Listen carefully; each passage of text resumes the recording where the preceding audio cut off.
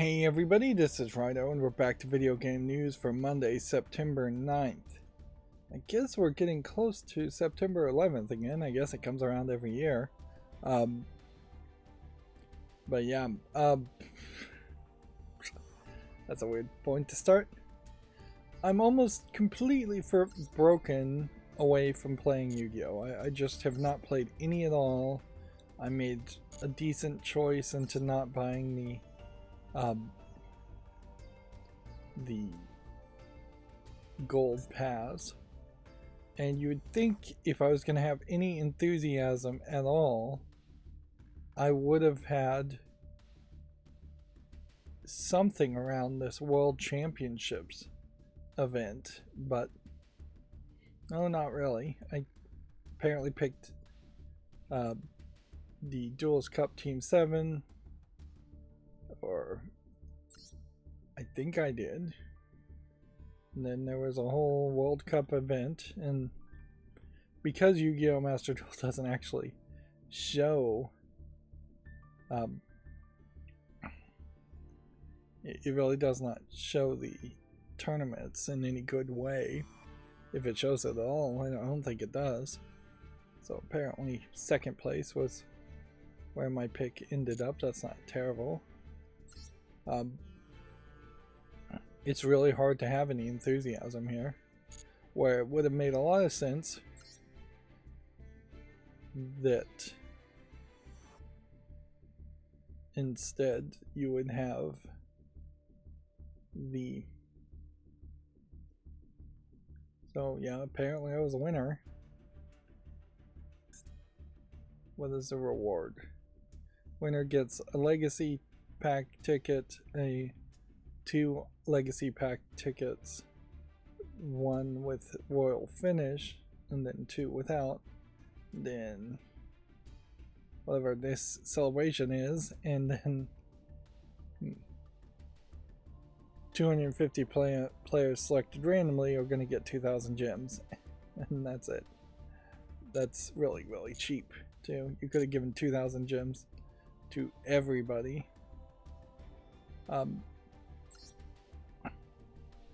But yeah, as far as the gold pass goes, I'm not getting anywhere with it, and I'm not going to get anywhere with it. I'm still very much, I mean, I'm getting just like deeper in the well, basically. I'm moving a lot of furniture and building out my server rack while trying not to completely break the budget. Nothing in the gift box. So apparently it seems I haven't received any of the rewards yet.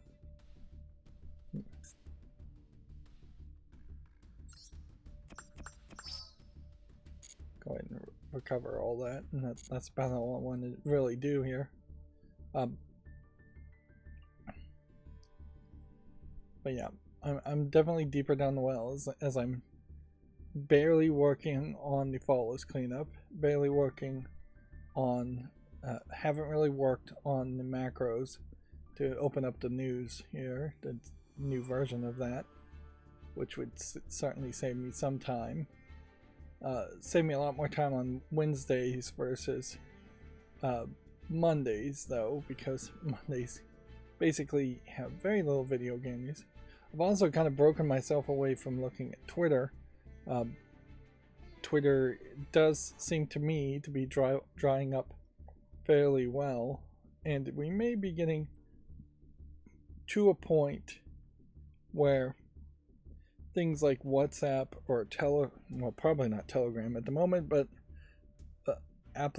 other applications like that may be the new de facto way in which you contact people, and it may very well be that you're just required to contact people in more private ways, and companies are never going to fall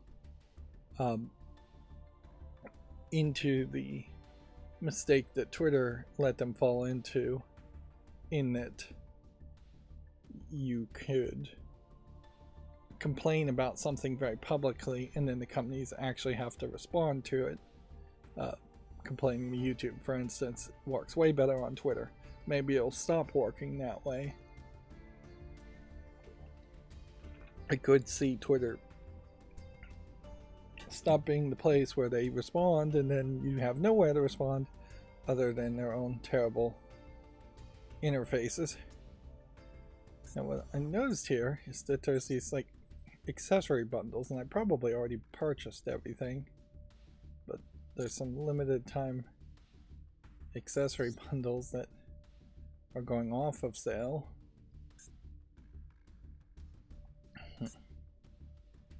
But I don't think I have to worry about any of this. Although since I'm pretty much set now that I'm just not going to play any more Yu-Gi-Oh! It's kind of pointless if caring about owning anything. And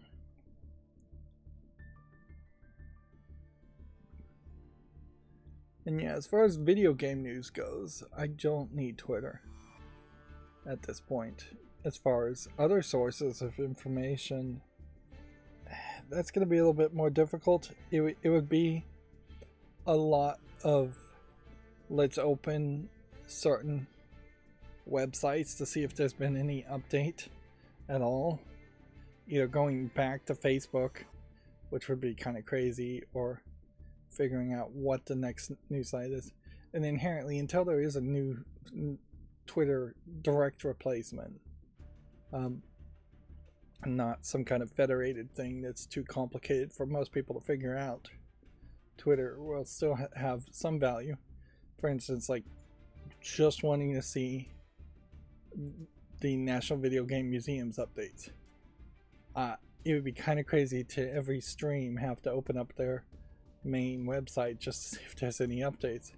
But that may very well eventually just become the case.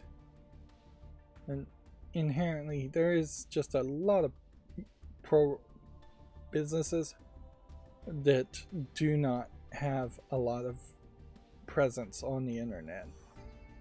Like, well, most restaurants, most places where you're just supposed to drive in and purchase something aren't going to have a major presence on the internet. Sadly, the internet has failed fairly largely to be an equal partner to the real world, as far as these are the things being interconnected, things becoming simpler and easier for people.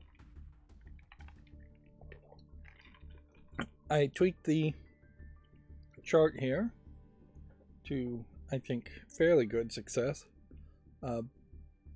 There is still, I think, room to try and move this slightly to the right. And notice I had nothing to say as far as the SteamDB top 24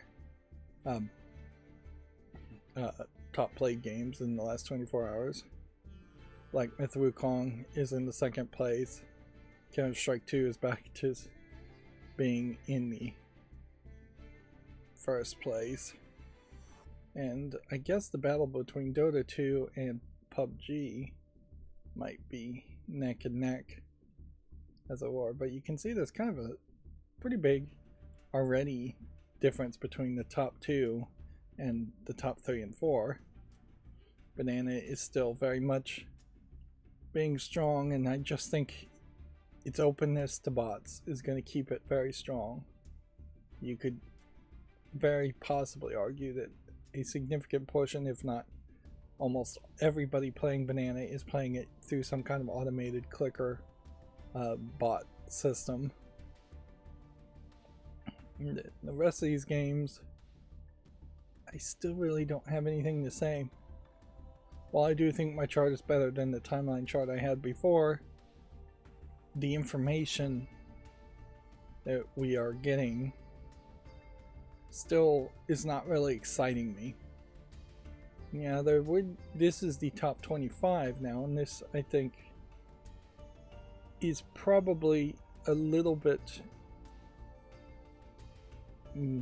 fewer than I might think.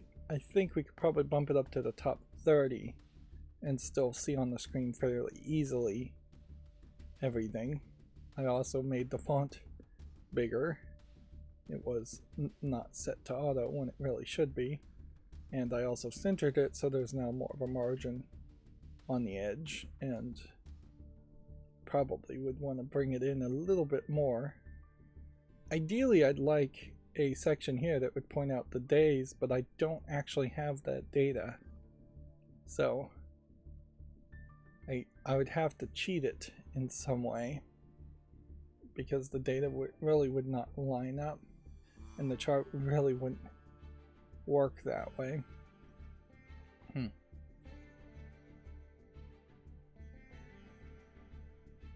But yeah, most recent input is here, and we're still seeing mostly a trend. The thing's not really surprising us too much.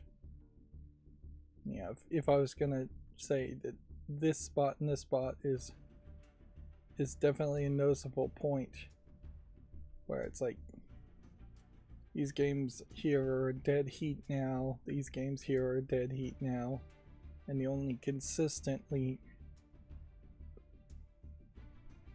upward trending games are here.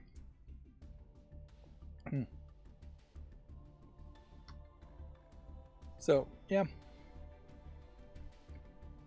made a little bit of progress on my Steam fall list. There was a chance that I would have woken up this morning and had my new fall list program still running, but no such luck. It timed out, but it might be making a little bit of progress there.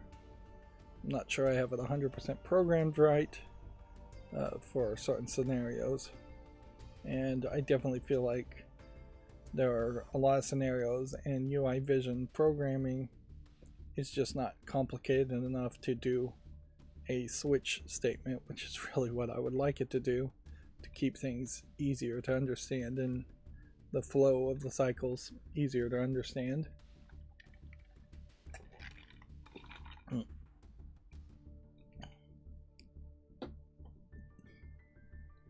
Focus Home Entertainment here. Sorry, I'm really not moving very fast today, am I? Yep. I did start to have the slight twinge that I might want to just start playing another game, even though I haven't scheduled any videos at all. But then I'm still getting interrupted, and if anything, it was a smart move to just say, you know what, I'm gonna break the habit of making content altogether. Larian Studios. Let's open that in a new tab.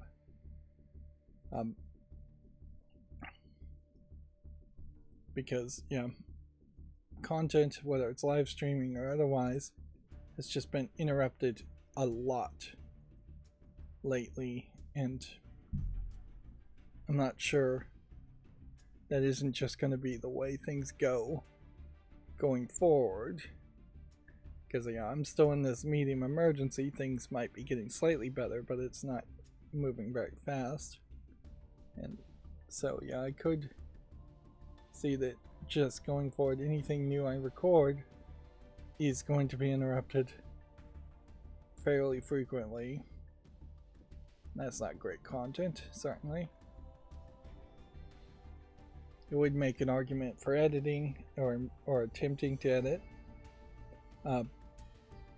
Apparently there's a new mod out for Baldur's Gate 3 that lets you change some of the characters in ways that Hasbro contractually said Baldur's Gate 3 couldn't do, since Hasbro owns the Dungeons & Dragons license, which is what Baldur's Gate is based off of. First Descendant. That might be one to keep an eye out for. And Space Marine always feels like there's a lot of hype around that. But Yars Rising, I would think that that would have been a shoot 'em up game, like Yars Revenge prequel.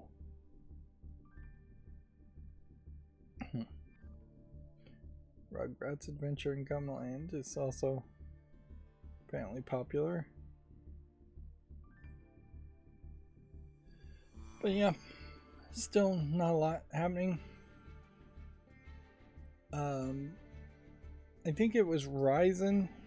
AMD Ryzen has a new chipset that they have talked about now. So they mentioned that they're going to make a new chipset that would be the sequel to the chip that is in the ROG Ally.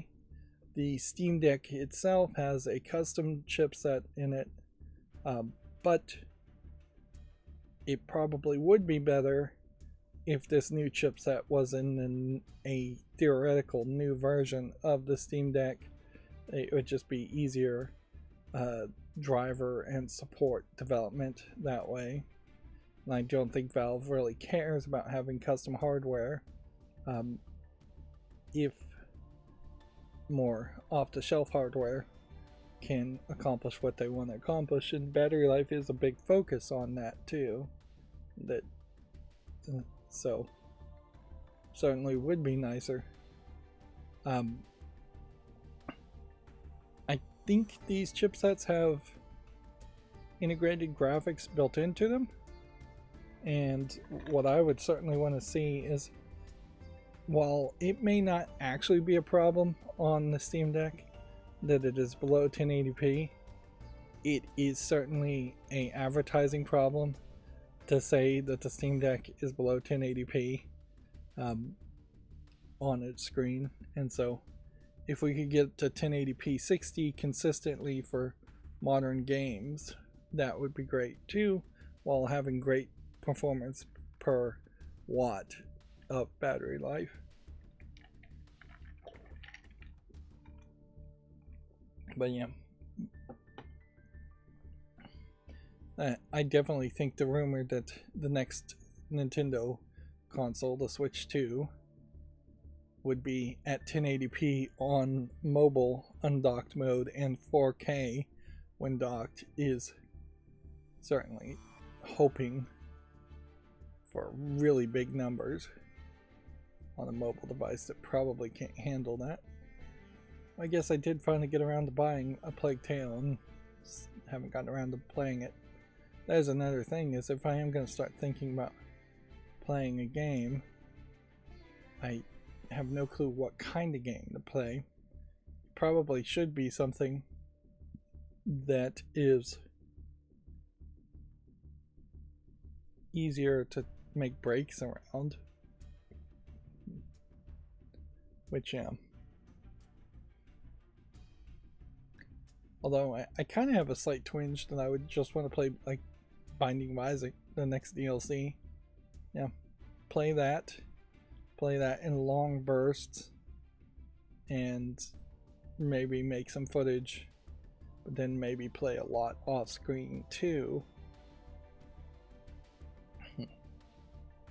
But yeah, that's almost certainly the opposite of what I should do. I should find something that's really small.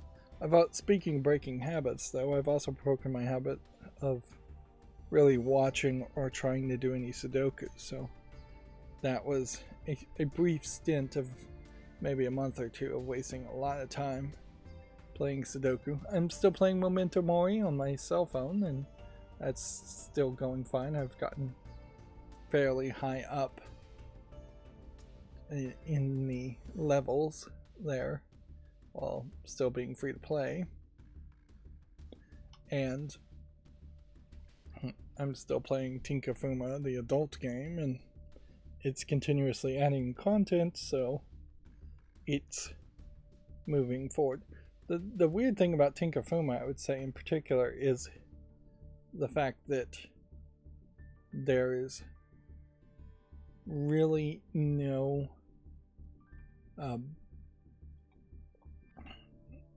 no speeding up the process of that game at all. You just kind of do it, and that's it. Like, you do what you can do with the amount of stamina you have. You really don't earn or increase your amount of stamina or get to much of a higher level. in the single player mode, which is mostly forgotten about pretty early in the game, really just hits some high level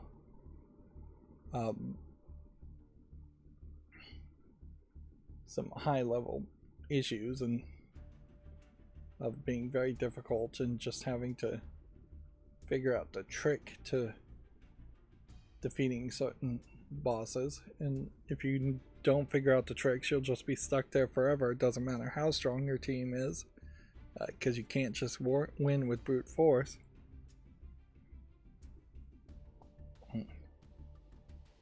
Anyways, let's move to the video game news. This may be an incredibly short series. We may actually just end up playing some Yu-Gi-Oh! Here at the end. Maybe just to get back into the habit of playing games. I worked on these interstitials, got rid of the logo because that was black, and we're trying to make everything thematically blue background with white text with a shadow. Ideally, there's probably still some room to make some tweaks here, pretty obviously now when I start to look at it, that it probably would make a lot of sense to maybe move the alignment of this text to be a little bit higher. It does seem like there's kind of just an awkward amount of blank space here. So we're going to be looking at video game news from videogameschronicle.com, which often I mispronounce as Video Games Chronicle or Video Game Chronicles. Having an S here and then not an S here is a real mistake in my opinion. But yeah.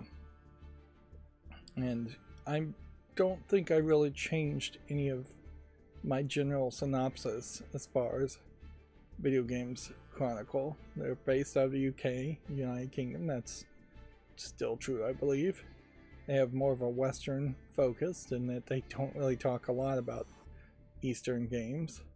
They often repeat other Western news sources, and they occasionally report on stories that are UK exclusive. And then they've gotten a little bit better about this recently, but they've in the past labeled self-promotion posts as news, podcasts, things like that. And then they make mistakes and show poor journalism every now and then, which I've also gotten better about that too. But yeah, overall I think this page needs probably a drop shadow, and the font probably needs to be changed. And I'll see how much of that I can really do inside of the Google slideshows, because this is just a slideshow, a single slide from a slideshow, versus just using the CSS modifier, which I like to avoid that. Now, for actual Video Games Chronicle articles, I've tweaked the headline here, perhaps balancing things out a little bit poorly to make the top headline fit, and then the second headline fit. But frankly, that does seem a little small there. It does just seem like there's a lot of stuff, a lot of margin on the right, a lot of margin on the left, a lot of padding on the right top and padding on the bottom. So definitely more room to tinker still.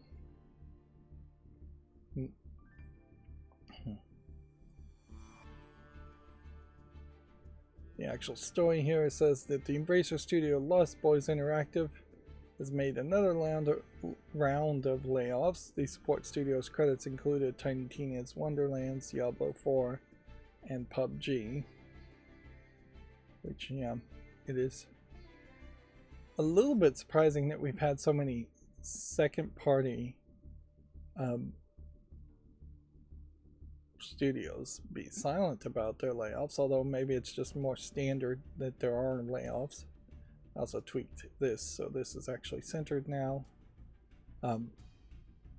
We really have gotten a lot more stories of first-party developers like Microsoft laying off employees at their wholly owned first-party subsidiaries, not second-party developers like Lost Boys, who would have been at some time hired by either Gearbox or 2K, probably 2K, to do some part of the work of Tiny Tina's Wonderlands. And then third-party developers are, just to explain the difference as I understand it, are when a company straight up just is either hired to make a game in the same way that like Konami has hired several companies to make Silent Hill games, or a company straight up just makes a game and then publishes it on your console. Yeah. The terms, I think, are fairly nebulous in my mind. A lot more here might be fixed instead of tinkering with the size if I simply just centered this text here. That way it would always stand out differently from this text. But if I was going to do that, then I would need to consistently do that, but that's not a terrible thought.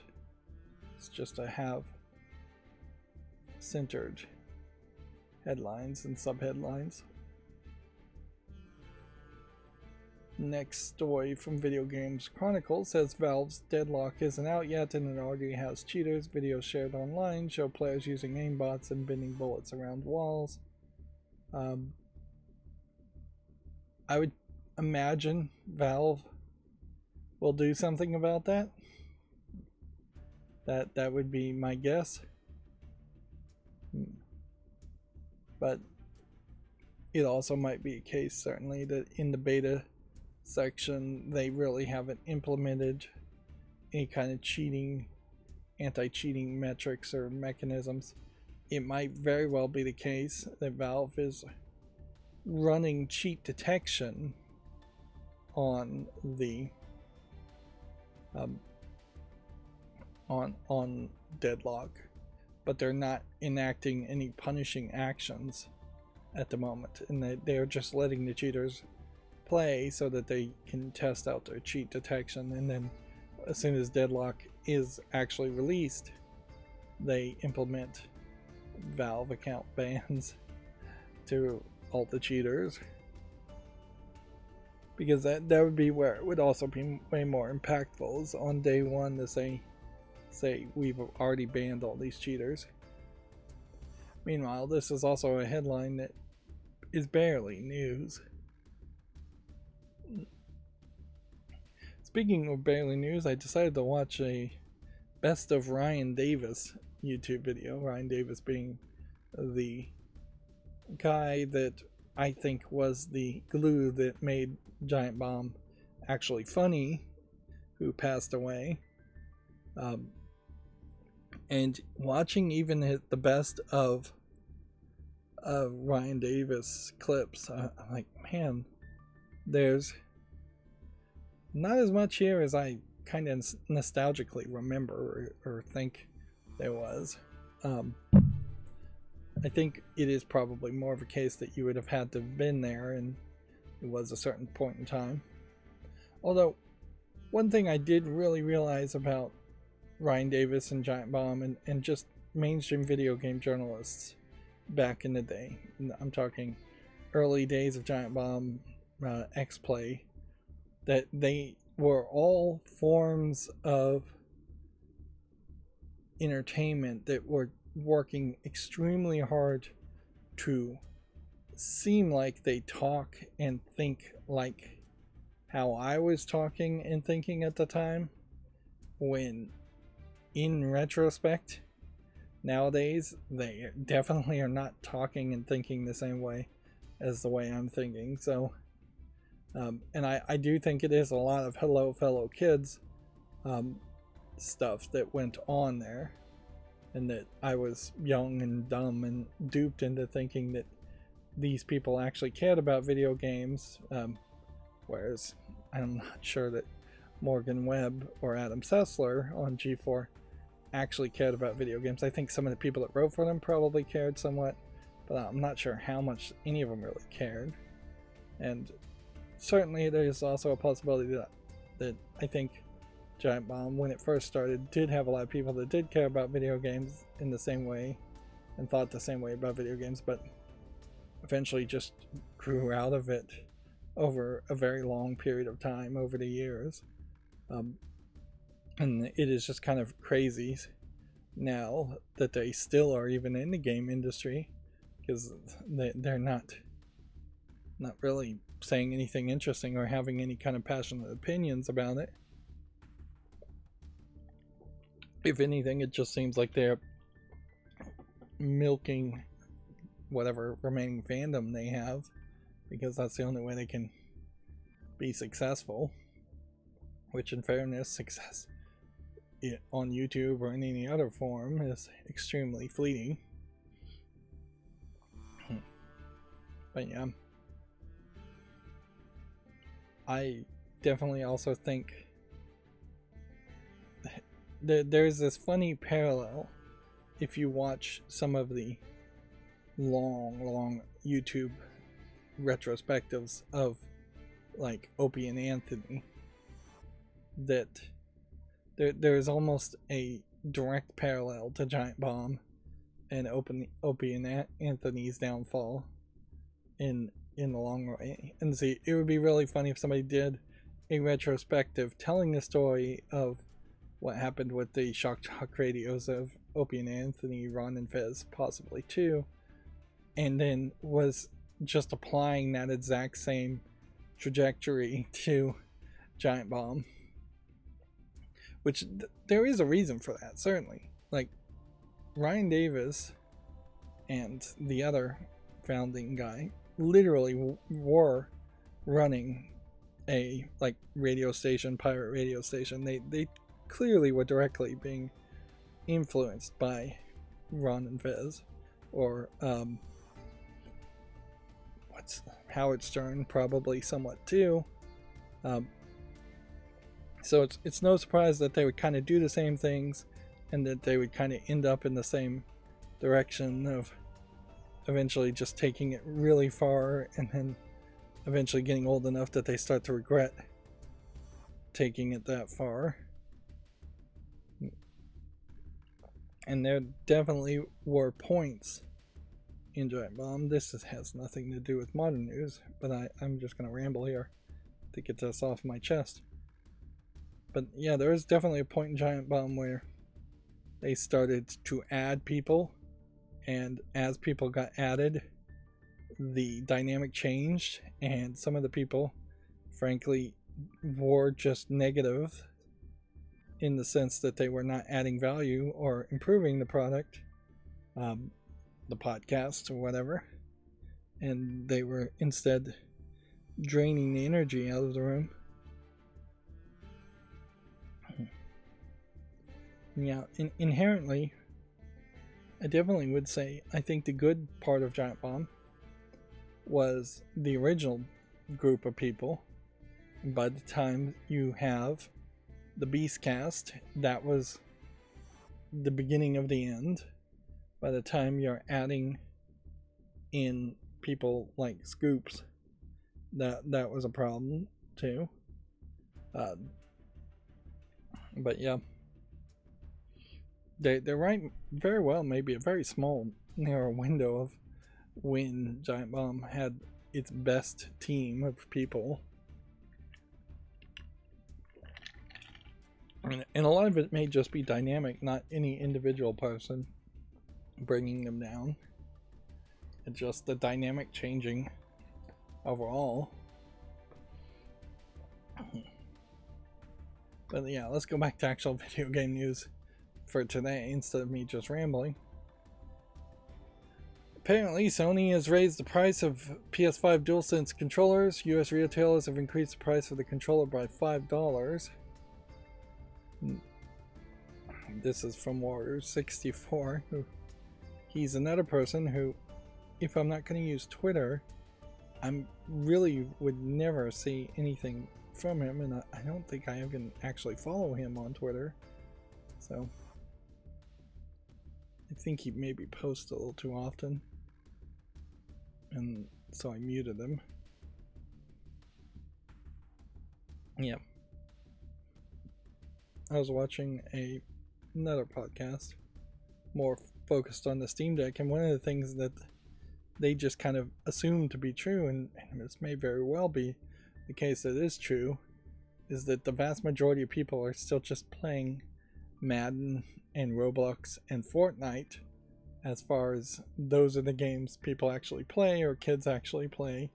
So there's really not even a reason that you actually need a PS5, let alone a PS5 Pro.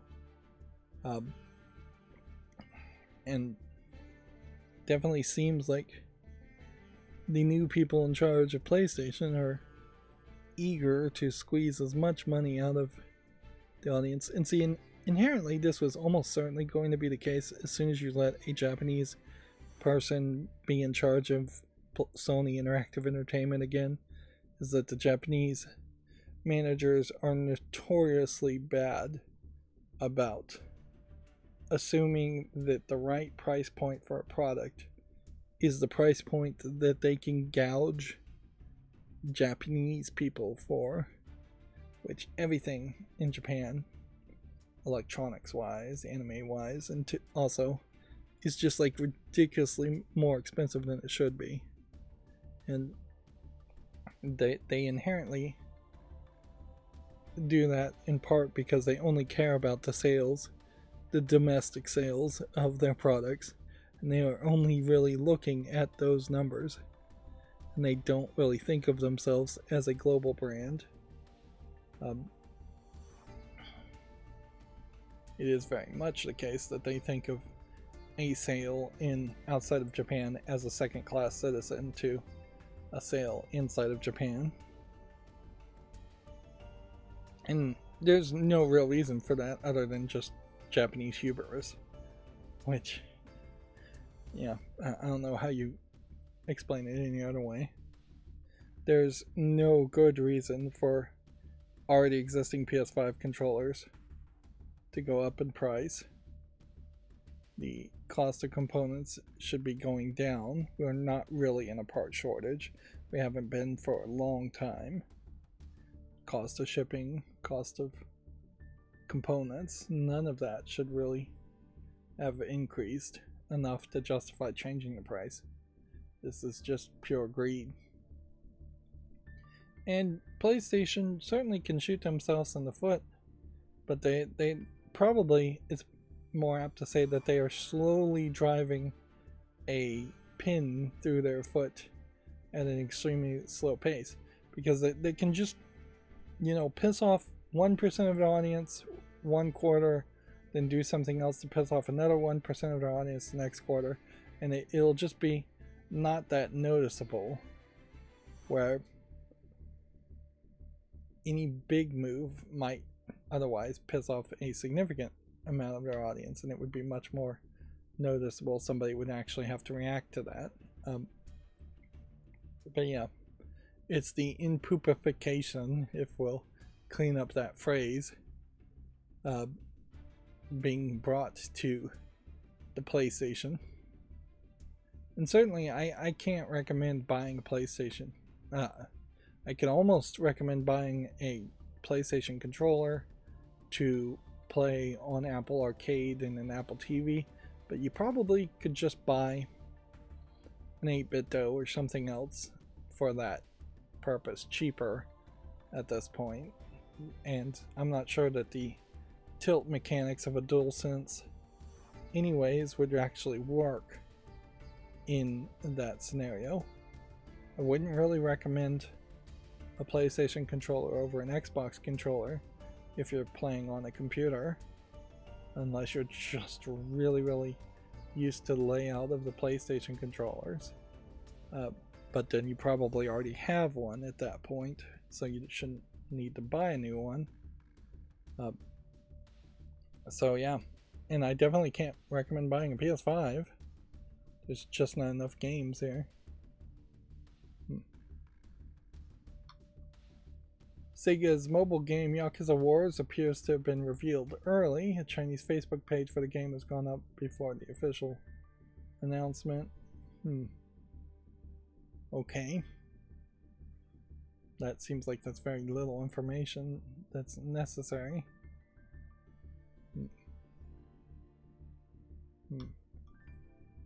Very, very unactionable information at the very least. Astrobot's credits point to a potential DLC cameo bots. Several franchises not included in the base game have been credited. So, okay. Expect some Astrobot DLC. I definitely have heard people say good things about Astrobot. That it feels like Nintendo made it. That it feels like a very fun, kid-friendly game. Which is exactly what PlayStation needed decades ago. So they are in the right path with that.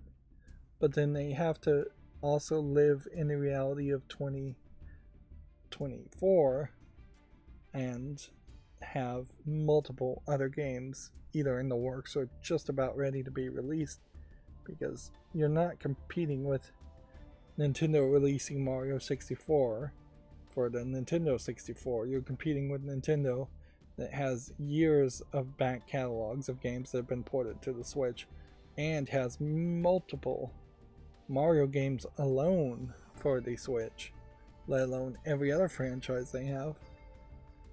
Yep. It would be very, very difficult to form a new company trying to go and compete alongside Nintendo just because of the amount of IP there. You would have to be something. You'd have to be funded fairly well, like Embracer, and you would just have to greenlit every kind of game that gets suggested and just have teams after teams making games, because you're gonna need 3 or 4 strong IPs to all come out at once. And indie game developers just don't ever really make kid-friendly games that are Astrobot Mario's level of kid-focused. They sometimes make kid-friendly games, yes, but so you can't just license and purchase or acquire companies that have made those kinds of games before.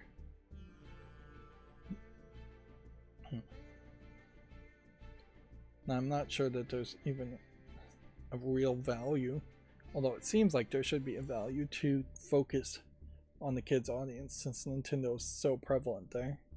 It is kind of crazy though that Microsoft and Sony PlayStation have both failed to even really try, except for Astrobot at this point. Heaven 17 says that they turned down GTA soundtrack offer over a pay offer. Quote, here's the go F yourself. The Rockstar licensed over 240 tracks for GTA 5 soundtrack. I heard about this and it seems like the offer was pretty bad. $7,500 for a buyout of any future royalties from the game forever.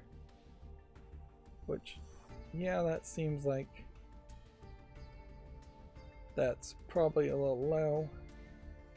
Although, I also kind of don't disagree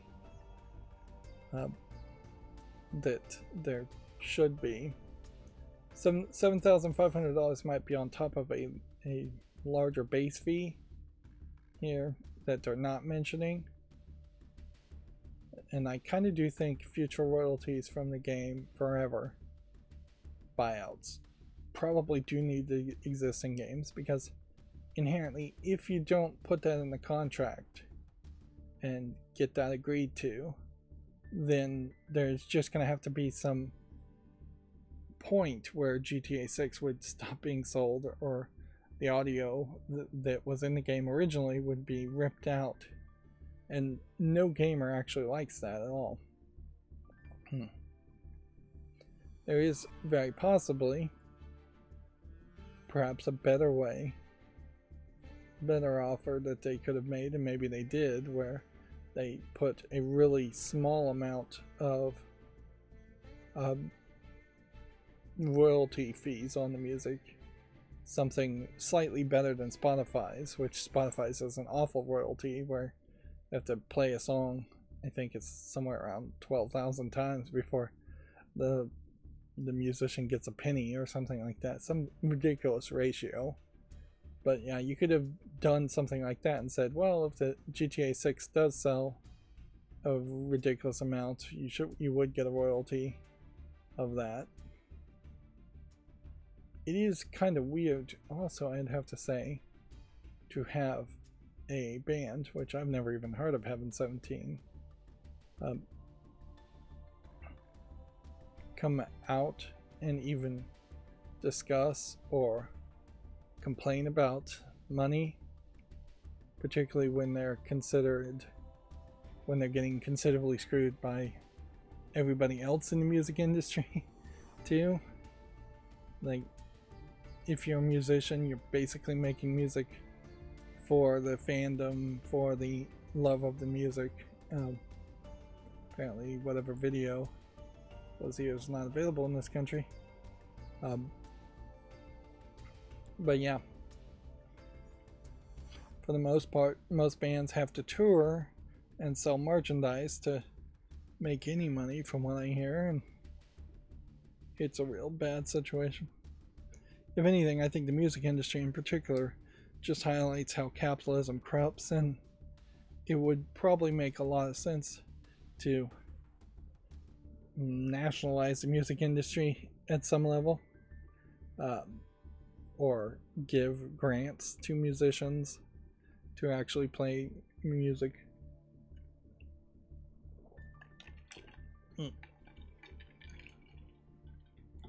Yeah, it is a weird situation we certainly have, that there are high school, college, junior high football games and sports events that happen in the hundreds, if not every week.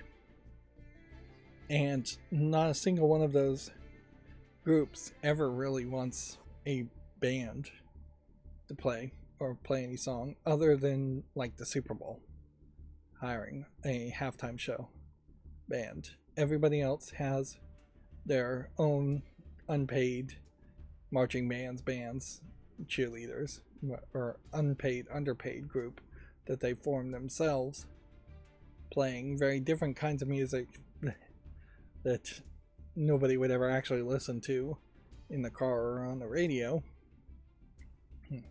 And there's plenty of bars and there's plenty of restaurants that could have bands play, but it's actually fairly rare for that to happen too.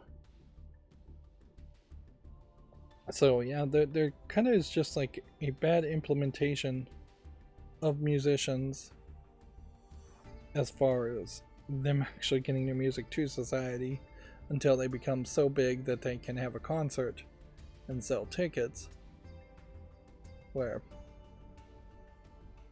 if not specifically targeting the music industry and publicizing it and just having the government run it and be a little bit more fair about who gets paid for actually doing something of value, something bigger like universal basic income would just make a lot of sense. And then that is certainly a point to be made, that industries like the music industry might completely fall apart if universal basic income was implemented, in the sense that very few people would be willing to sign a contract with a sleazy music publisher when they can just make music and put it on their own website and just do it independently and eliminate all the barriers that the music industry has intentionally created and all the expenses that don't really need to be there anymore. But yeah, I'm fairly split on this story in that it is weird for musicians to talk about money, but probably better to always talk about money. That's the whole union thing, is discuss your pay, and that way you can better negotiate. But it is also, as a gamer, not crazy for as a gamer to want game companies to either buy out future royalties or offer a very small but reasonable amount of future royalties. They definitely are probably doing some bad math here, in that they probably are taking the 8.6 billion the GTA 6 grossed, which gross is not what you net by any means, and so they have no idea what the actual net income there is. They only know what the gross income is. The gross is always way bigger than the net because you're not subtracting any expenses from gross. But yeah, they're not like really dividing that by the number of units sold to give you any real number or any realistic guess as far as what they actually netted there.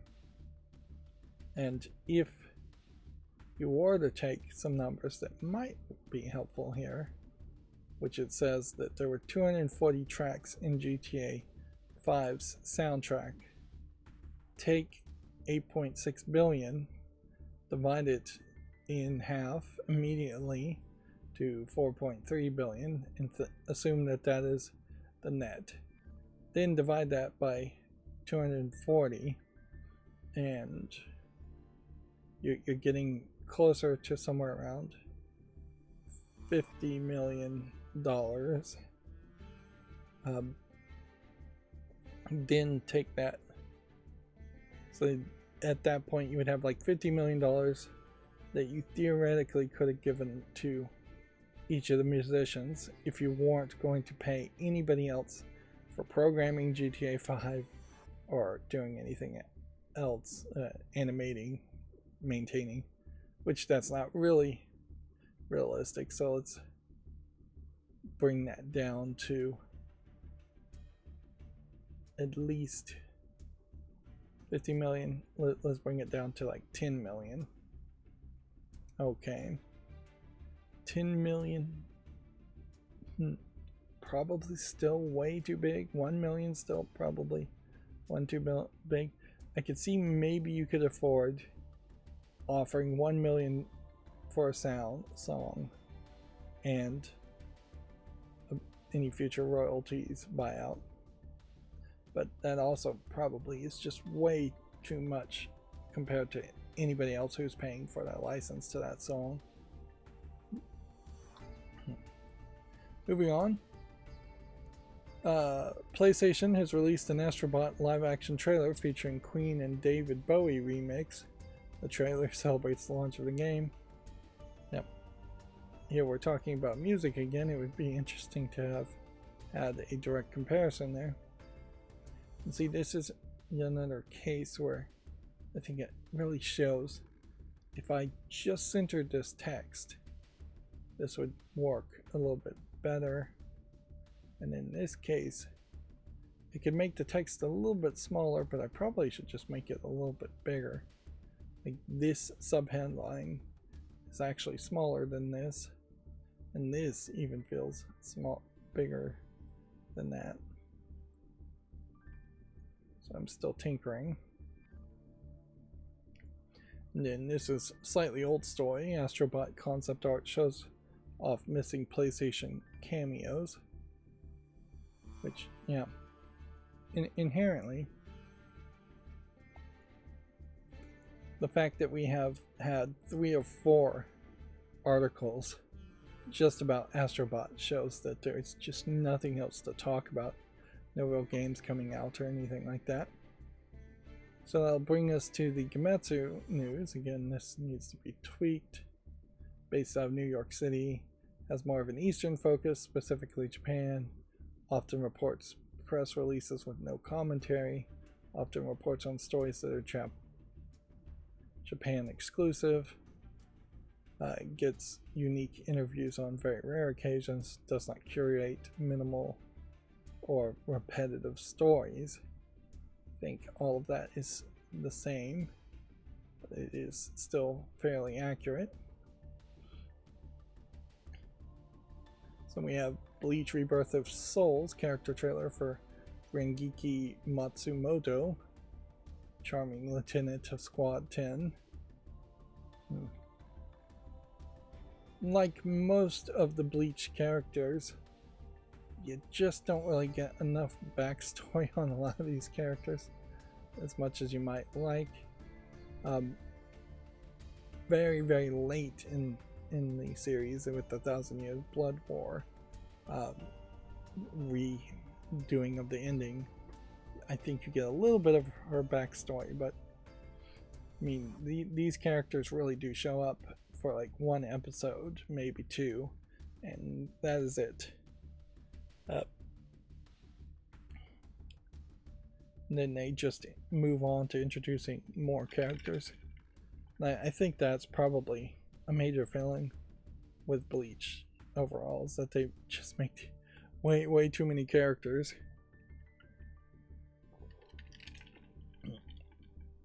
And it is sad that really the only way I would describe this character is that she's known for her metal necklace plunging down into her very wide open cleavage, drawing your attention there. I really can't even tell you what her Bakuga is, which is her special attack with her sword. I don't think I said the word right there. Bakugan. But yeah, I couldn't tell you the name of her sword, I couldn't tell you her attacks, I couldn't even tell you if she's a healer or if she's more of a fighter, or if she fights more with ice or water. Like, can't even remember. That's how unfortunately forgettable all the characters are, and it's not just that character, it's pretty much all of them. Even Ichigo at times is fairly forgettable. It's not a terrible series, it's just, I think, poorly overall coordinated. They undoubtedly didn't know it was going to go as long as it was going to go, but even in the early days of the manga, I think they were adding too many characters.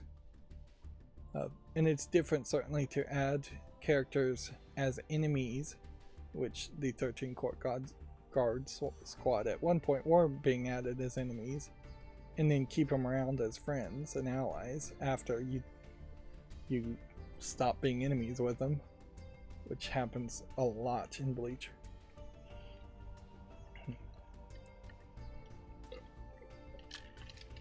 I would argue, having not actually watched One Piece, I think One Piece perhaps benefits more from being on an ocean and just constantly moving to new locations. That they will introduce new characters, but the new characters come, then they go, and they don't show back up later.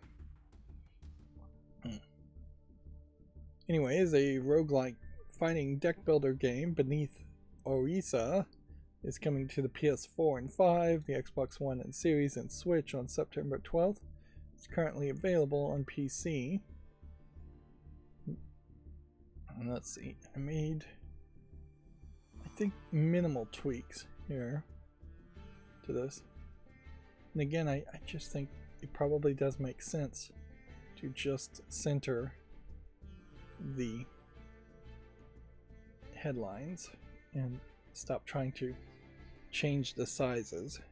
I really want all the headlines to be about the same font size, all of the subheadlines about the same font size, and all of the images to be about this size.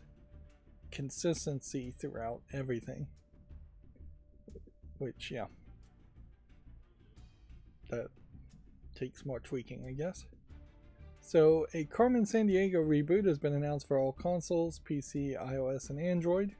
Now, I would assume by this animation style that this is more focusing around Carmen Sandiego from the Netflix animated series, which even that is fairly old now, 3 or 4 years old. And in that Netflix animated series, at least for the one season, the first season that I watched, she really wasn't a thief and she really wasn't a bad guy. So, yeah, I'm not sure that the game this is going to be anywhere close to where in the world or where in time is Carmen Sandiego. There has always been this argument that they should never make another Carmen Sandiego because the world has just changed too much and changes too much too fast for them to have you answer questions about what's the capital of a country when that country very possibly could disappear. What's the capital of Ukraine? There might not be a Ukraine 5-10 years from now. What's the capital of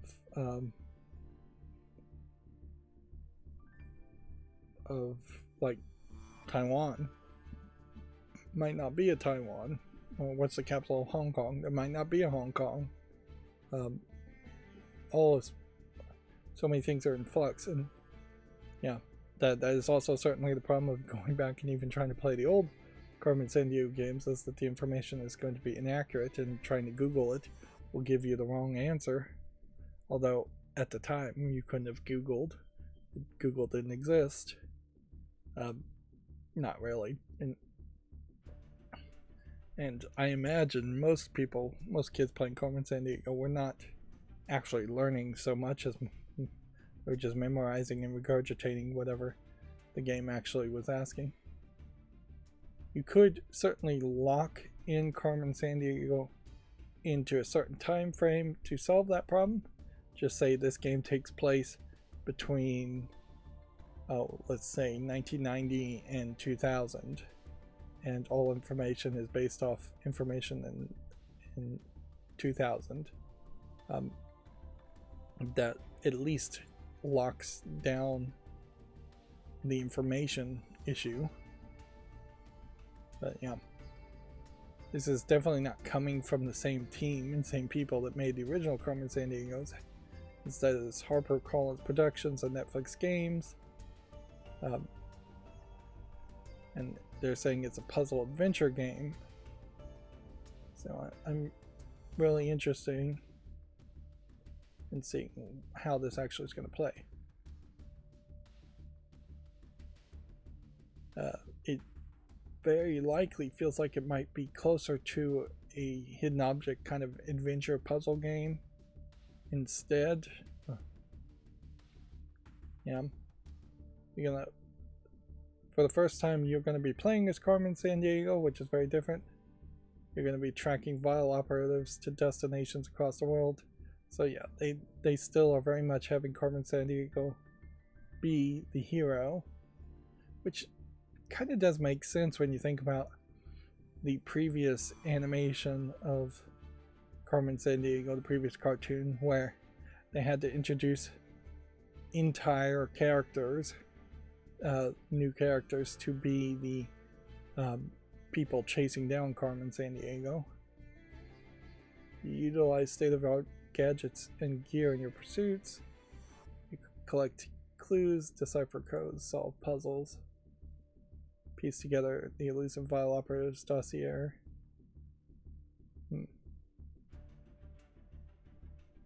Then it seems to me like you might be very limited in where you're actually going. Just Reykjavik, Iceland, Kahana, Akri, Cairo, Egypt, Jaipur, India, Tokyo, Japan, and Brisbane, Australia. Weirdly, nowhere in the UK, nowhere in the United States. That seems like an odd choice to not have any kind of place. Maybe they're holding back to have a Where in the United States Carmen Sandiego spin-off game. Maybe these are locations that were visited in the cartoon, so that makes sense more. But yeah. Even Iceland is fairly not part of the European Union. Nowhere in Africa, not super surprising, although technically Egypt, Cairo is in Africa, but nowhere in South Africa. Nowhere in South America. Nowhere in Russia or any of the Mongolia. Nowhere in China.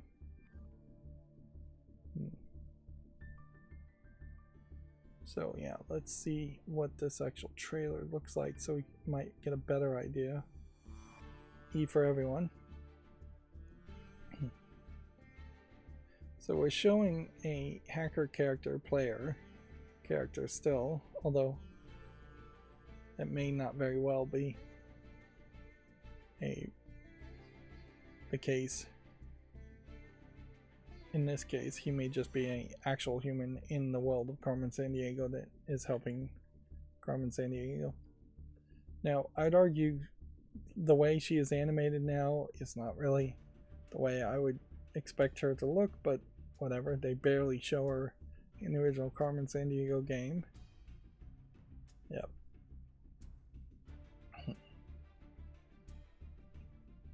So far, it definitely seems like this is more of a collection of mini games that, in fairness, will make the game work and make a lot more sense. Like, I can't help but wonder if you're going to end up doing one mini game per location over and over again with a random vile enemy being generated at the beginning and having to be solved.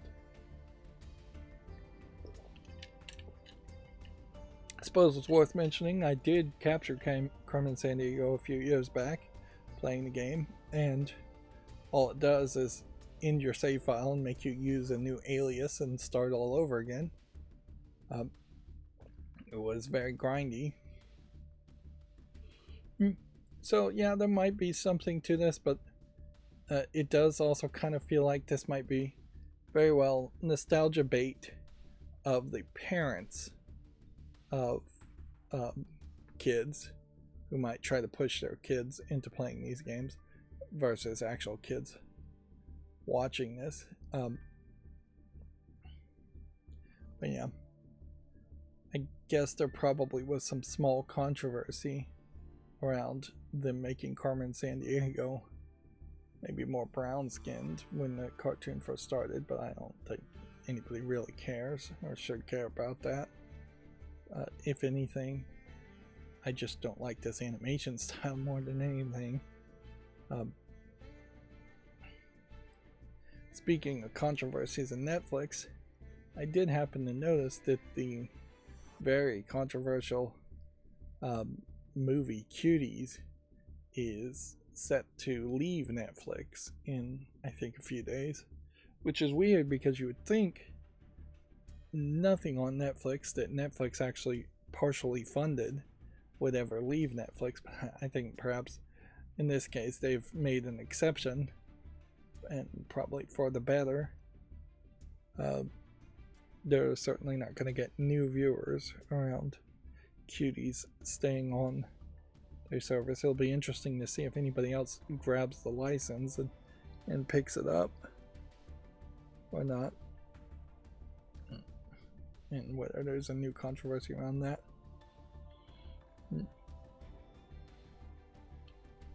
Yeah,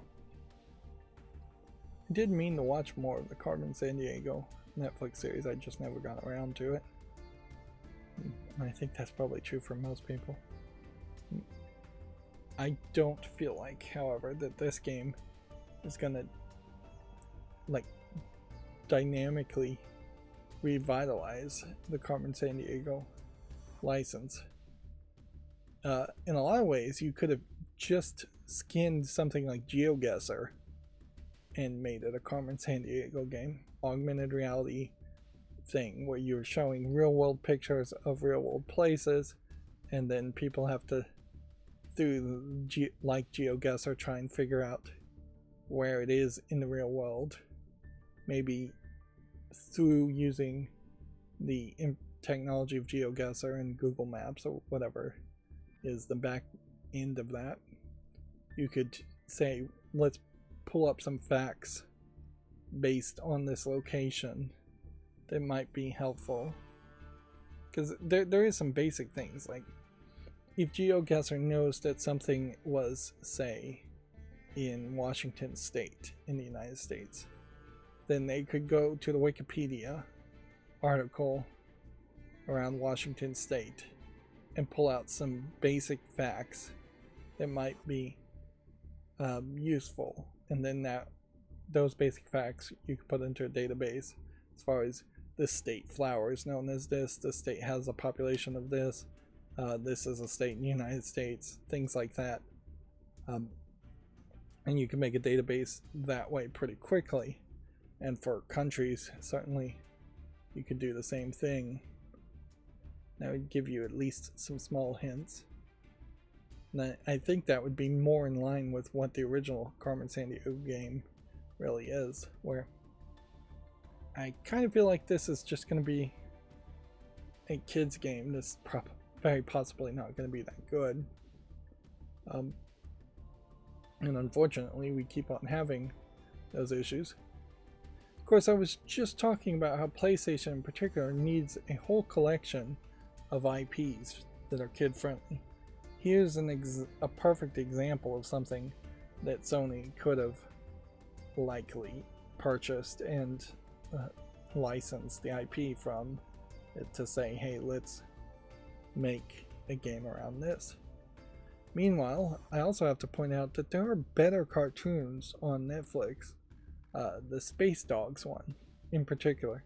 I think that is a much more interesting series since I actually watched all of that. And so that series would probably work fairly nicely as a video game. It's kind of crazy that there isn't a very early age Bluey game somewhere. I think there is a Bluey game. It's just perhaps on the wrong platforms and on PC when it should be on the Switch. But yeah,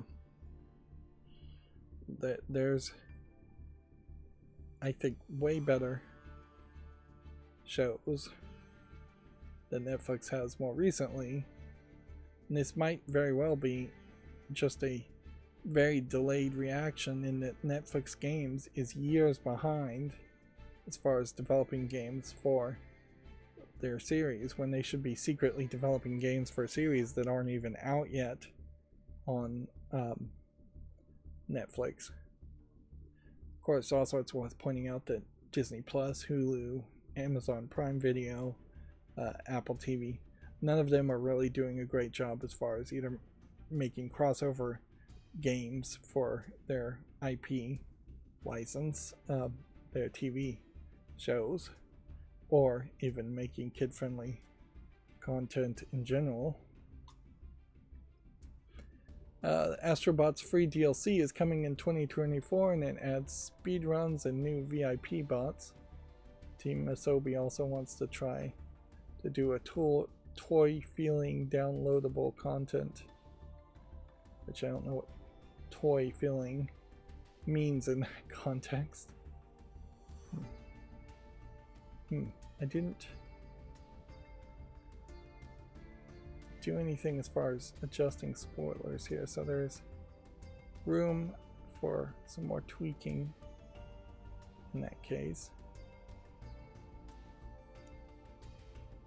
The Yu-Gi-Oh! Early Days collection has confirmed 3 additional titles. Over 10 titles are now included in the collection. These are all effectively the really old Yu-Gi-Oh! Games.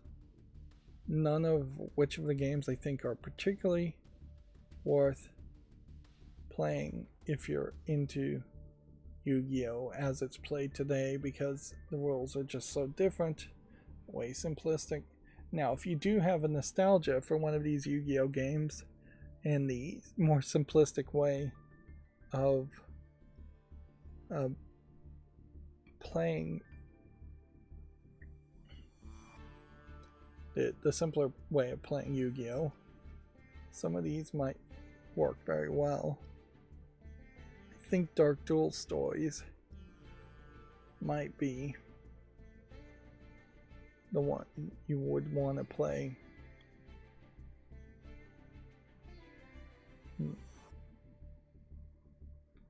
But it also almost certainly shows that Konami has nothing they can do with these old Yu-Gi-Oh games other than to bundle them all together and sell them at a fairly high price instead of trying to sell them piecemeal. There really is just nothing you can do with a lot of these. A lot of these were Game Boy games where it made a lot of sense to play on the go, but because they were Game Boy Color games, I guess, the graphics look terrible. The whole limitation on it is pretty terrible. Yu-Gi-Oh is 25 years old as a card game. It has major problems as a card game right now. This may be their last hurrah for Konami in particular, before they just have to do some major changes and force out Yu-Gi-Oh Rush, which they really should do. Like, Yu-Gi-Oh Rush as a gameplay mode in Master Duel would be ideal, but I wouldn't be surprised if they just launch a whole new app and ignore Master Duel for the most part in favor of promoting Yu-Gi-Oh Rush. And there's a small possibility that if Yu-Gi-Oh Rush came out in a digital format, I would be willing to play it, even if it is a whole new app that makes me start over from scratch as far as the cards go. I am not certain, though, that Yu-Gi-Oh Rush's rule sets is actually there. It is also worth mentioning that there is a newer card game that just came out called Altered, and there's always new card games coming out, but Altered, I have seen some advertisements for it. It has a potential to actually compete there. Maybe. It really just is determined by the enthusiasm and the support that games get. Card games, collectible card games. Speaking of enthusiasm and support, I also heard about a story where if you go to a board game shop or comic shop and play Dungeons and Dragons, there's this Adventures League that apparently is set up to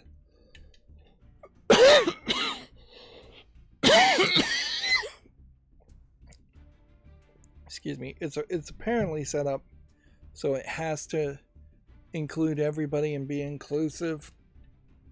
Anybody can just sit down and play a Dungeons and Dragons campaign with random other people, which obviously is like the absolute dumbest thing you could ever do if you wanted to get into Dungeons and Dragons or play it in real life, even if you've been playing online with friends, because the stereotype of antisocial, ill-suited Dungeons and Dragons players exists for a small reason. There are definitely people like that, and there definitely are good players and friends that you should be playing if you're going to play Dungeons and Dragons. But yeah, randomly playing with people is going to lead to a nightmare. That's exactly the story I saw on Reddit. Is somebody jumped into this Adventures League and the Dungeon Master seemed to be completely just a total jerk.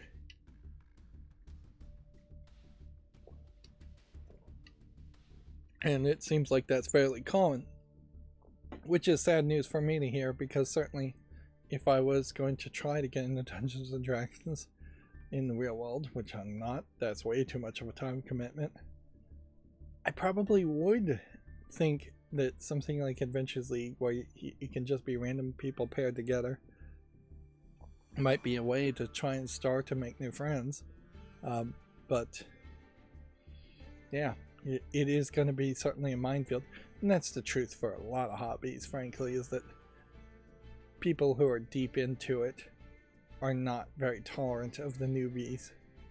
And one would hope that an Adventures League setup would try to pair together people who are newer to the game with other people who are newer to the game, and maybe one really good dungeon master who is tolerant of that and can help walk them through the experience. That being said, there is also a lot of times where people expect to be treated like they're special and coddled the first time they play games or do something, and very quickly in many scenarios people realize, no, you're not going to be treated special and coddled. In contrast, very few people would agree that somebody who is just new to playing baseball should be allowed to do an inside the park home run, and all the other players should just let the ball hit the ground and not pick it up for a few minutes, which is kind of a fair comparison there. What really would happen is if somebody was new to baseball and everybody else had been playing baseball for years, they would get very irritated if you're not understanding the rules to the game and having to have them explained, wasting everybody else's time.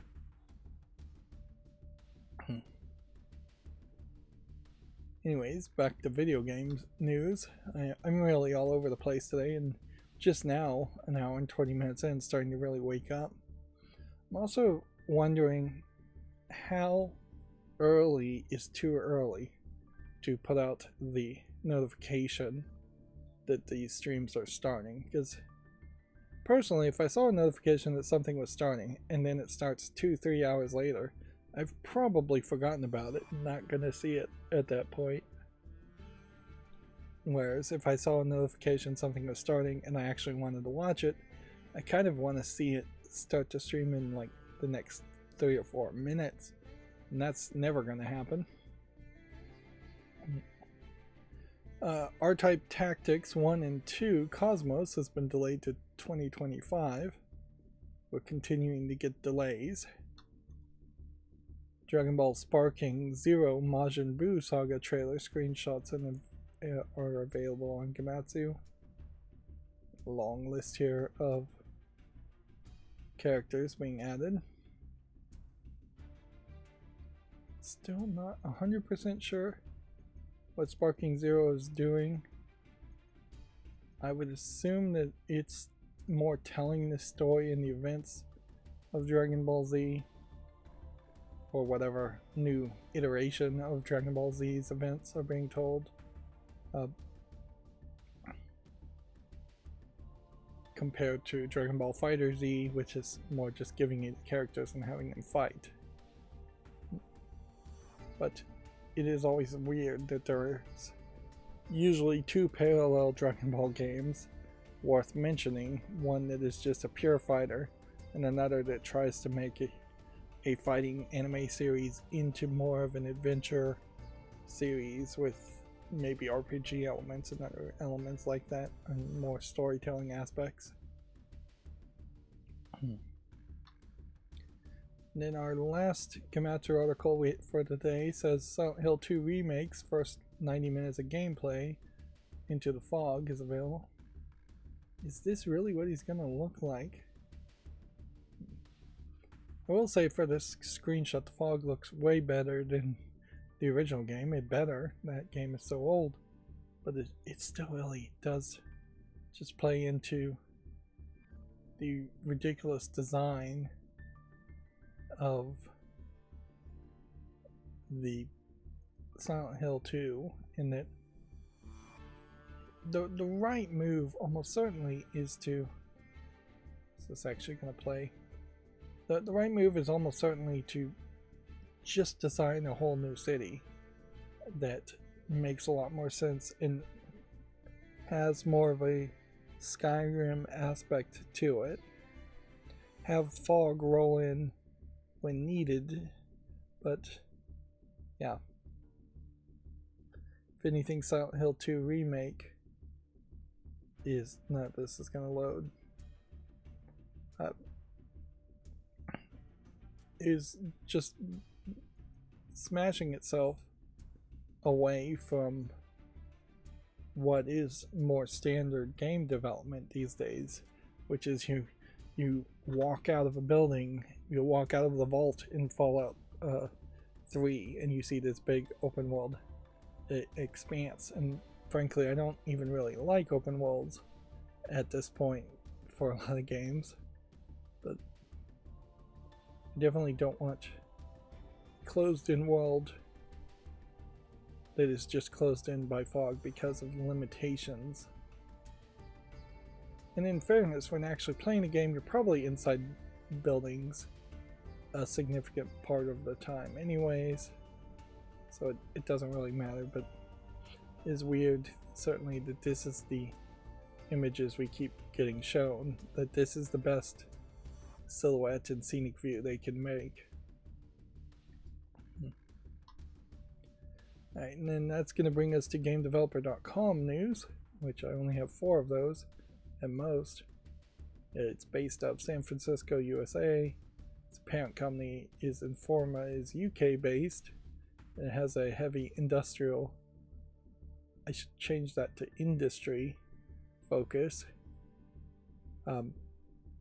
Often has exclusive stories, user content, and advertisements are often as editorials. I should probably rephrase that. And they haven't done it much lately, but the promotion of the sister company GDC as news. And then it is often opinionated, which that's a big word, and agenda based. And they have not really gotten much better on that one. So, Embracer Studio Lost Boys Interactive confirms another round of layoffs.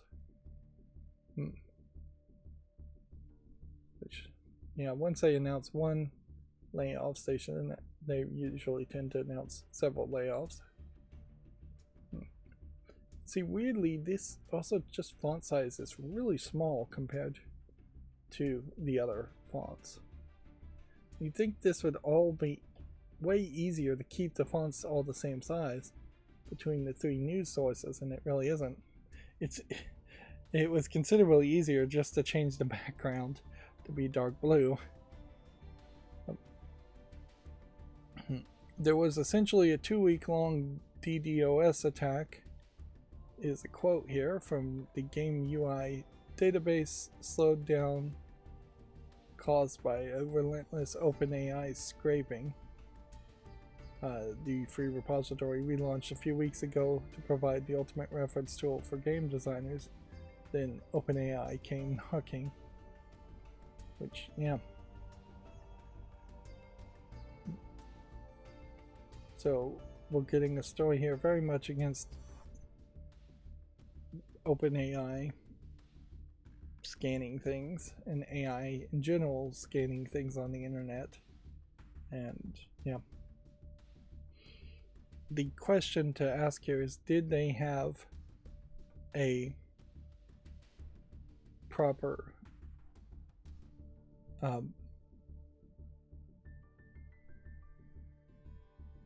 there was a single IP address that was scanning it, owned by OpenAI, but did they have a robots.txt file saying not to index the website and web crawl it? And then there's a new one that is specifically for OpenAI that's not really a standard quite yet, that you should have also on your servers.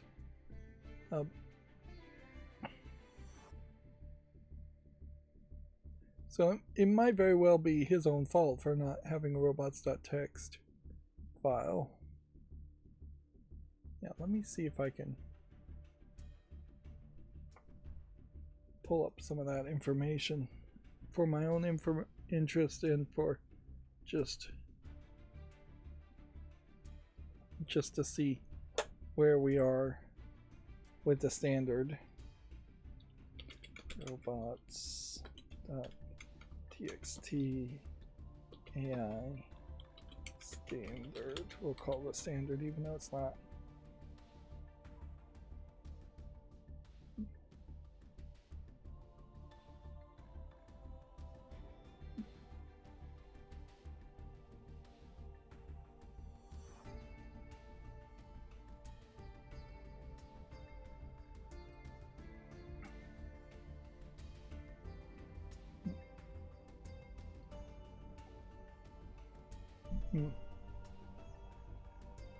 Interesting. Why is this page version status checked?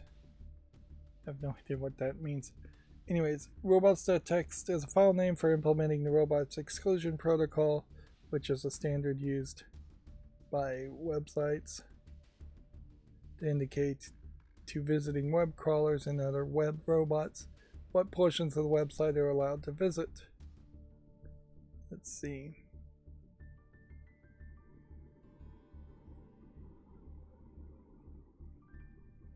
Some major search engines follow the standard, including Ask, AOL, Baidu, Bing, DuckDuckGo, Google, Yahoo, and Yandex. Starting in the 2020s, web operators began using robots.txt to deny access to bots collecting training data for generative AI. In 2023, Originality AI found that 306 of the 1,000 most visited websites blocked OpenAI's ChatGPT in their robots.txt file, and 85 blocked Google extended any robots.txt files renamed ChatGPT bot as the only bot explicitly disallowed on all pages. Denying access to GPT bot was common among news websites such as BBC and the New York Times. In 2023, the blog host Medium announced it would deny access to all artificial intelligence web crawlers. ChatGPT bot complies with the robots.txt standard.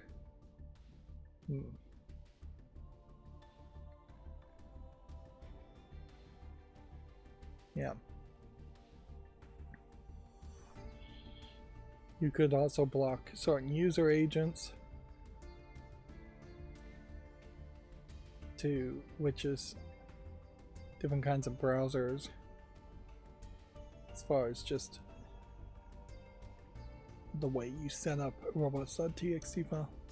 And a lot of times, I wouldn't be surprised if you have a cheap web hosting site, they don't really let you change the robot.txt file, which is just something you can visit.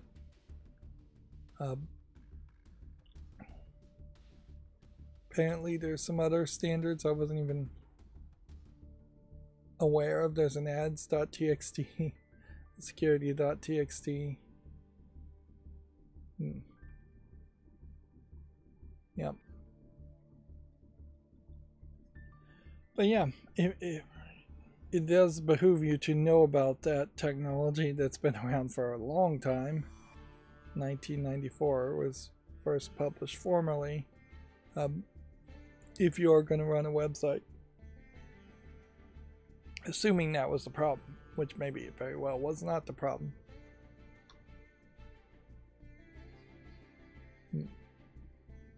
Until recently, it is also worth pointing out that a robot web crawler would not have been downloading the images or video or audio from a website, likely. It likely wouldn't. It would just be looking for text. Nowadays, it is very possible that Google is also downloading the bigger files, the pictures, the audio, the video, which would significantly increase the amount of bandwidth. Of course, there's other ways to prevent that too. You would install something like fail to ban, or you would put some limitations on the amount of bandwidth. You would slowly slow down web servers so that its connection after the first connection just gets slower and slower. There's definitely ways to keep the amount of traffic balanced, load balancing your traffic, so web crawlers don't suck up all your bandwidth.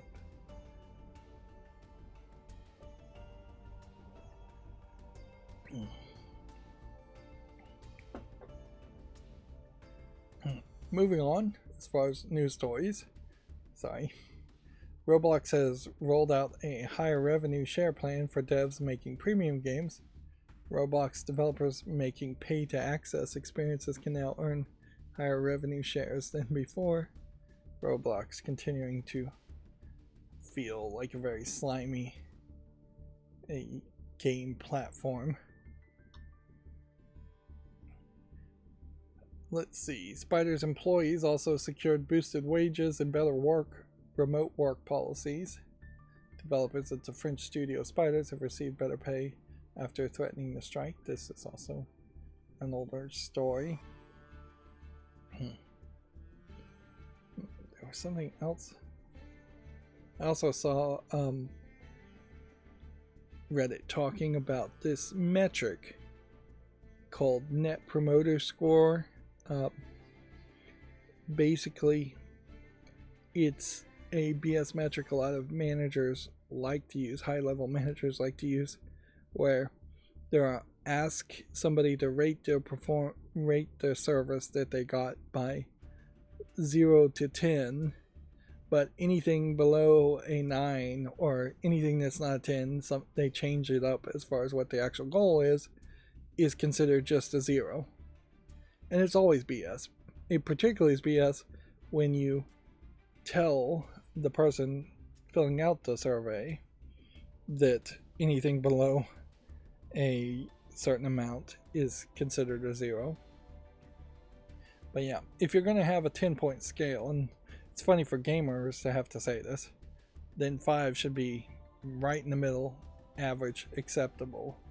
But very often in Net Promoter Score nonsense rating systems, I definitely worked a job that had something like that, and it was always BS, in part because the person filling out the scores was being paid to give a score and could easily be manipulated into giving higher scores for employees they wanted to keep and lower scores for people they didn't want to keep. And it didn't even really matter because there were also internal scores that managers could just make up for people they wanted to get rid of. And inherently that's all Net Promoter Score really is we're going to manipulate numbers so we can make some outcome that we had already determined we want. A lot of times that is to just document that you're bad at your job and fire you. Sometimes it's to get upper management raises and bonuses. But yeah, it's just a real terrible system and service. And apparently the people who actually know what they're talking about as far as trying to actually get useful metrics back on whether they're doing a good service or not hate Net Promoter Score too. And inherently, since it seems like Net Promoter Scores are so popular and being used so often these days, you would think services would get better. And when's the last time any kind of service, any kind of helpline, any kind of phone call you had to make was a better experience than it was even a few years ago? Now it's gotten worse and worse, and Net Promoter Score is almost certainly to be blamed on that on some level. But that's enough of that rant, so let's move on. And I still have, this is still my old macro, so we're not at the end of the show. I adjusted some things here. I got rid of the wish list on Steam, and I got rid of the friend me on Steam. That's just not something anybody ever really took me up on as an offer, although in fairness nobody's ever actually commented hashtag long player either. But yeah, I'm just not looking at this point to try and have random people friend me on Steam, even if they were going to potentially give me a free game. It's just not where I'm going with my Steam account now. This is an old story from Video Games Chronicle, way to the left. Still not really sure why some tabs go very far to the left and some don't. Then start going through games that have come out on Steam. These are all new games. Interstitial slide here. Again, just probably should just bounce this up to be higher, bounce this up to be higher. I eliminated the may include adult content since we're not doing that anymore, and as such I've eliminated references to like hentai and style, and I add these styles to the end, and it's still that's not really a phrase anybody uses, but I don't know how to better write that. It probably should just be like kawaii in quotes style characters are short and anatomically inaccurate.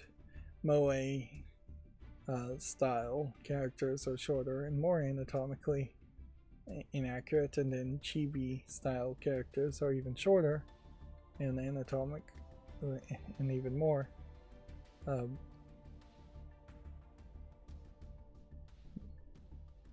yeah, and I tried to rephrase this. All this needs to be rephrased, and a lot of these phrases I still use, but some of them I kind of don't.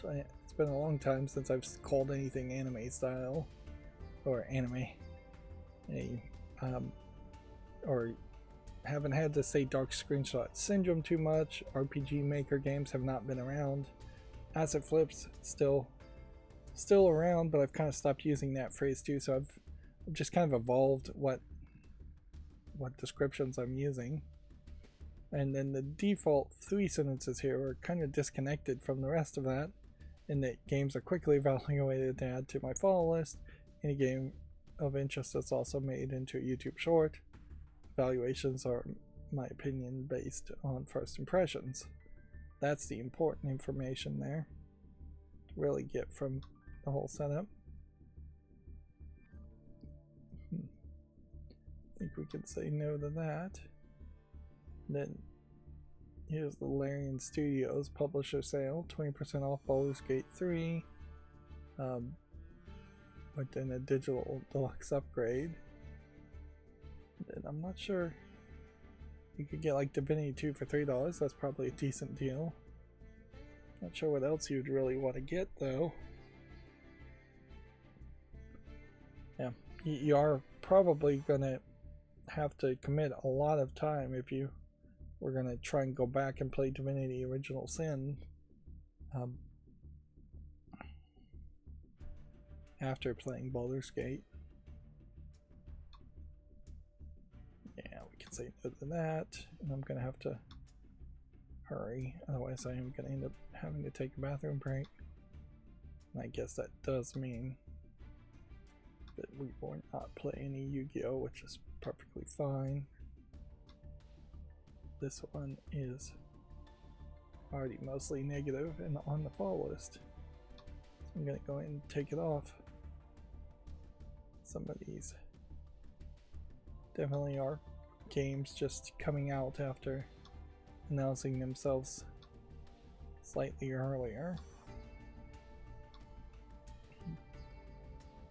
I do think once I get my macro working particularly well with the fall list cleanup, that we will go back to having the option, and it will just always be an option, that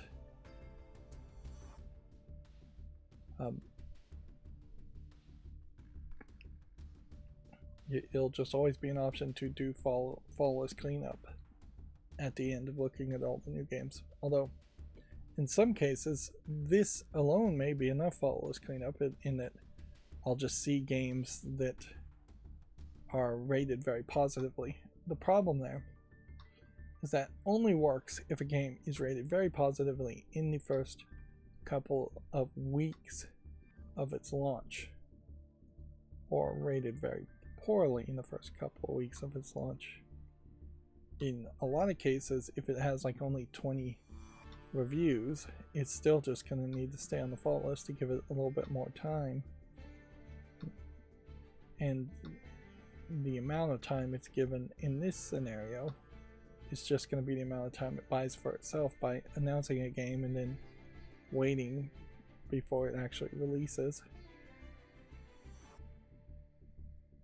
Give that one a chance.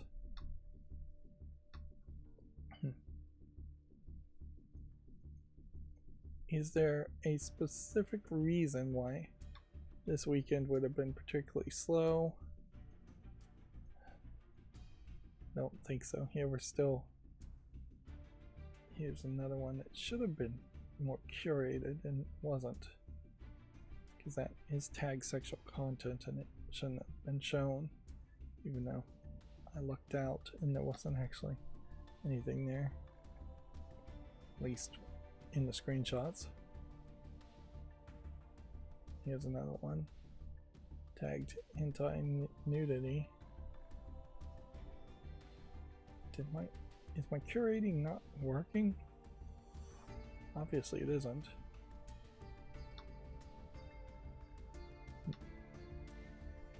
Those games are not supposed to be shown at all out of an abundance of caution. I want to get in trouble with YouTube and get a strike. Which, by the way, the warning they put on my channel is never going to go away. They've finally, I think, fixed the description, or I finally read the description and understood it properly. So yeah.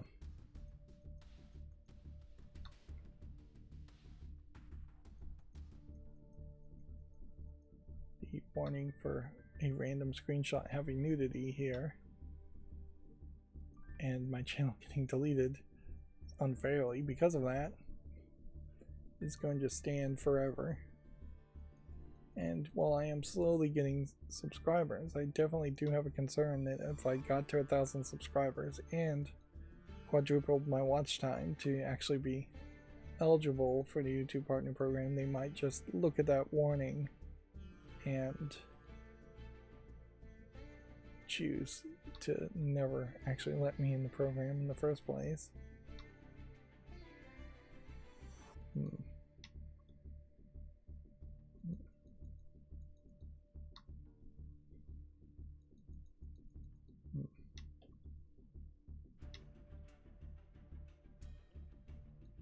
We definitely are seeing that there's not a lot of any major stuff here.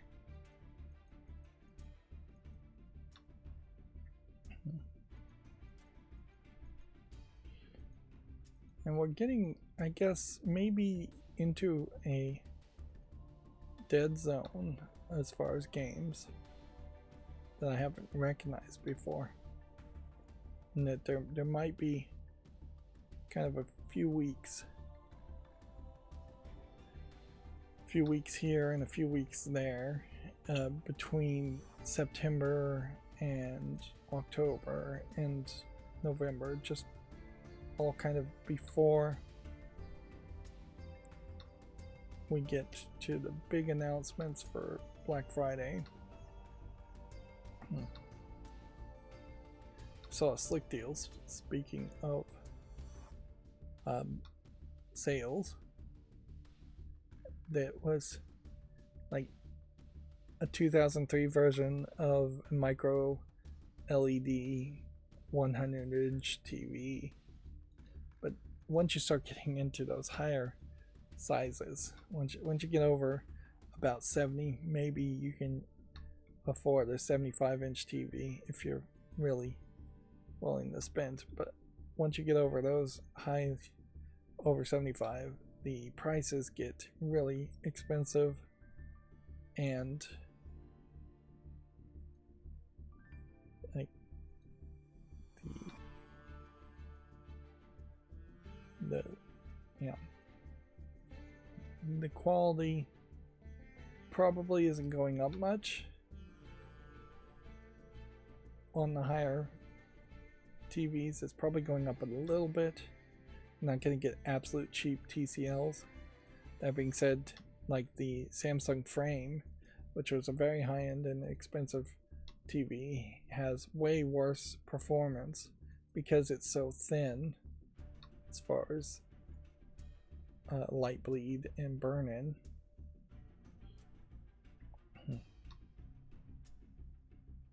So yeah, paying $2,700 to get a TV on sale still feels like ridiculously way too expensive.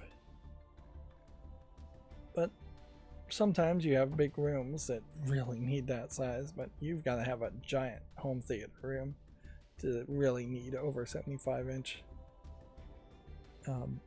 And frankly, once you're starting to get into those resolutions, you better be getting a very high resolution 8K monitor with a very good viewing angle on it and a very high amount of brightness on it to make that make sense.